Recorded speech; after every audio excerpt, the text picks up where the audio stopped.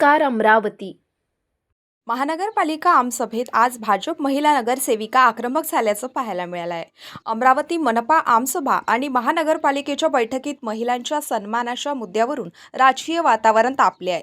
भाजप नगरसेविकांनी काँग्रेस विरोधात जोरदार निषेध नोंदवत मोठ्या संख्येने सहभाग घेतला। महिलांवरील अन्याय, भेदभाव आणि अपुऱ्या प्रतिनिधित्वाच्या मुद्द्यांवर संताप व्यक्त करण्यात आलाय। दरम्यान महापालिकेच्या आमसभेत भाजपच्या महिला नगरसेवकांनी काँग्रेस विरोधात घोषणाबाजी करत गोंधळ घातलाय। यामुळे काही काळ सभागृहाचं कामकाज ठप्प झाले। महिलांना समान सन्मान आणि न्याय मिळाला नाही तर तीव्र आंदोलन छेडले जाईल असा इशाराही यावेळी देण्यात आलाय। महिलांच्या सुरक्षेसाठी ठोस उपाययोजना आणि निर्णय प्रक्रियेत अधिक सहभाग देण्याची मागणीही यावेळी करण्यात आली।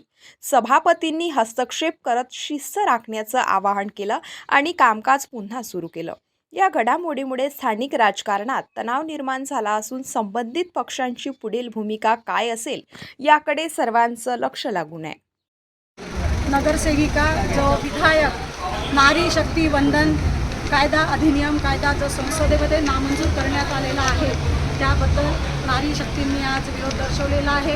खऱ्या अर्थानं लोकसभेमध्ये आणि राज्यसभेमध्ये 33% महिलांना आरक्षण मिळणार होतं, परंतु ह्या काँग्रेसने अतिशय विरोधकाची भूमिका घेत आमच्या महिलांच्या अधिकाराचा, आमच्या महिलांच्या आत्मसन्मानाला ठेस पोहोचवलेली आहे।